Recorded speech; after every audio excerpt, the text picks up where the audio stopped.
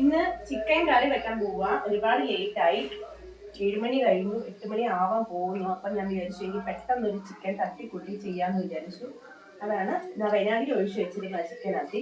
അതാകുമ്പോൾ ഇത് കണ്ടോ, കളറ് ചോരയൊക്കെ പെട്ടെന്ന് പോലും. അതാണ് ഈ കളറ്.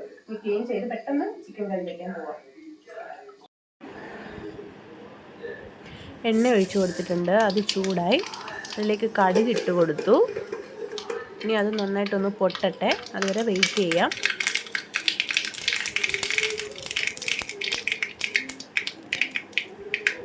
അത് പൊട്ടിയതിന് ശേഷം നമുക്ക് കറിവേപ്പില ഇട്ട് കൊടുക്കാം.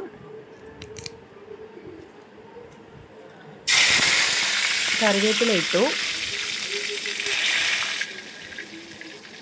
നന്നായിട്ട് ചൂടായി. ഇനി അതിന് ശേഷം സവാളയാണ് ഇട്ട് കൊടുക്കുന്നത്.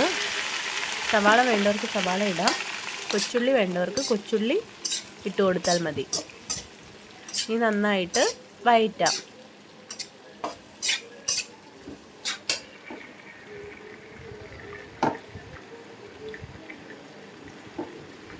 നന്നായിട്ട് ഇളക്കിയതിന് ശേഷം ഇനി അതിലേക്ക് നമുക്ക് ഉപ്പ് ഇട്ട് കൊടുക്കണം. ഞാൻ കുറച്ച് കൂടുതൽ ഉപ്പിടുന്നുണ്ട്, അതാകുമ്പോൾ നമുക്ക് കറിക്ക് കുറച്ചിട്ടാൽ മതി. ഉപ്പിട്ടു. ഇനി അത് നന്നായിട്ട് ഇളക്കി കൊടുക്കാം.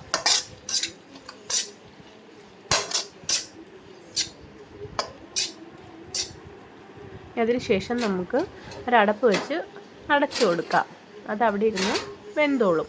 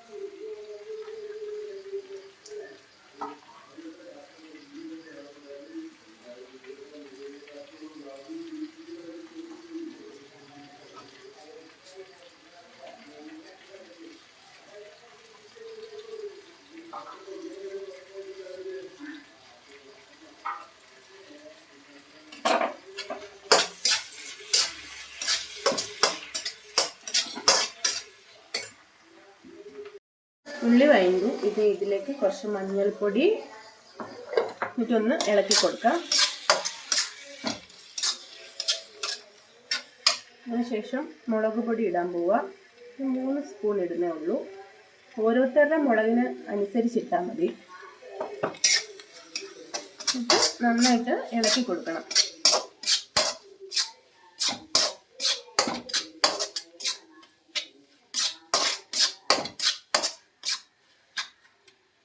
ഇനി മല്ലിപ്പൊടി, ഇത് 2 സ്പൂൺ.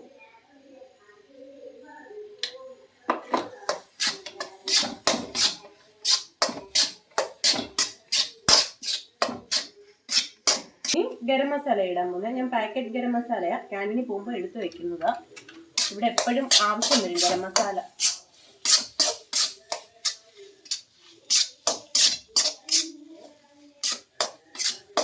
ഇത് ഇളക്കിക്കൊണ്ടിരിക്കണം. ഈ സൈഡിൽ, ചീനച്ചട്ടിയുടെ സൈഡിൽ എണ്ണ തെളിഞ്ഞു വരും. അതുവരെ നമ്മൾ ഇളക്കണം. എന്നാൽ മാത്രമേ ഇത് മൂക്കത്തുള്ളൂ. മൂത്തുന്നുമ്പോൾ ഇപ്പം തന്നെ നമ്മൾ ചിക്കൻ ഇട്ട് കഴിഞ്ഞാൽ ആവത്തില്ല. ഇവിടെ എല്ലാം എണ്ണ പുറത്ത് ഇങ്ങനെ വന്ന് കിടക്കും. അതുവരെ നമ്മൾ നോക്കണം. എണ്ണയൊക്കെ സൈഡിൽ ഇറങ്ങിയിട്ടുണ്ട് ഇതിൽ നിന്ന്. ഇനി തക്കാളി ഇട്ട് കൊടുക്കാം. നന്നായിട്ട് ഇളക്കി കൊടുക്കണം. അതിൻ്റെ മസാല എല്ലാം തക്കാളിയിൽ കൂടെ ആവണം.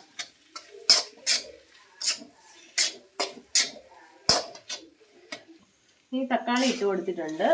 ഇനി 5 മിനിറ്റ് ഇത് റെസ്റ്റ് ചെയ്യാൻ നമുക്ക് വെക്കണം.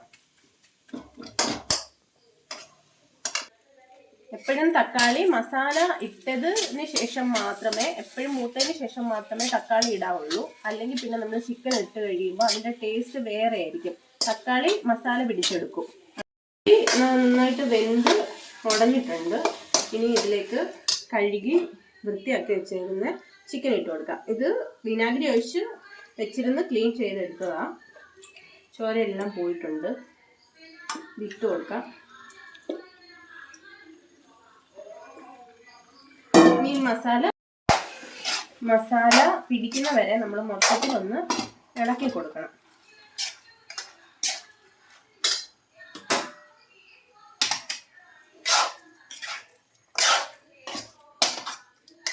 എല്ലാ പീസിലും മസാലയാവാൻ ശ്രദ്ധിക്കണം.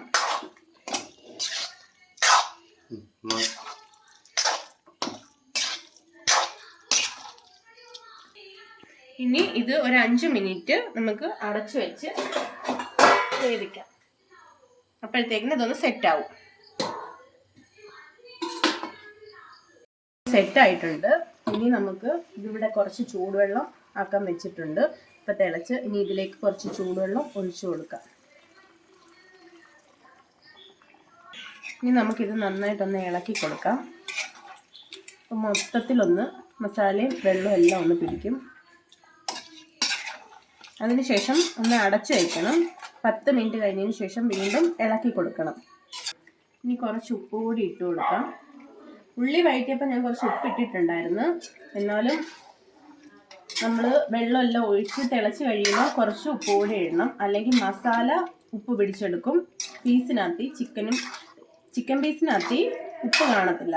അതുകൊണ്ട് ഇപ്പം കുറച്ച് ഉപ്പ് ഇട്ട് കൊടുത്താൽ ഇത് കറക്റ്റ് പിടിച്ചെടുത്തോളൂ. ഇനി ഇതിനെ നമുക്ക് റെസ്റ്റ് ചെയ്യാൻ അടച്ചു വയ്ക്കാം. 10 മിനിറ്റ് കഴിഞ്ഞ് നമുക്ക് തുറന്ന് നോക്കാം. ഇതിപ്പോൾ ഒന്ന് സെറ്റായിട്ടുണ്ട്. ഒന്ന് ഇളക്കി കൊടുക്കാം. വെള്ളവും കുറച്ച് ഇറങ്ങിയിട്ടുണ്ട്. ഇനിയും വേവാനുണ്ട്. ഇനി ഇതിലേക്ക് കുറച്ച് കറിവേപ്പിലയും കൂടി ഇടാം. അതിനുവേണ്ടി മാറ്റി വെച്ചിരുന്ന കറിവേപ്പില ചുമ്മാ ഒന്ന് ഇട്ട് കൊടുക്കാം. ഇനിയും കുറച്ച് നേരം കൂടെ അടച്ചു വയ്ക്കാം. അപ്പോഴത്തേക്കിന് വേവും. ഇനി അടച്ചു വെച്ചു. ഇനി ഒരു 10 മിനിറ്റ് കഴിഞ്ഞ് പിന്നെയും വന്ന് നോക്കാം. ഇതിപ്പോൾ 5 മിനിറ്റ് കഴിഞ്ഞ് വെന്തിട്ടുണ്ട്. നമുക്കിനി ഇതിനെ ഒരു ബൗളിലോട്ട് സെർവ് ചെയ്യാം.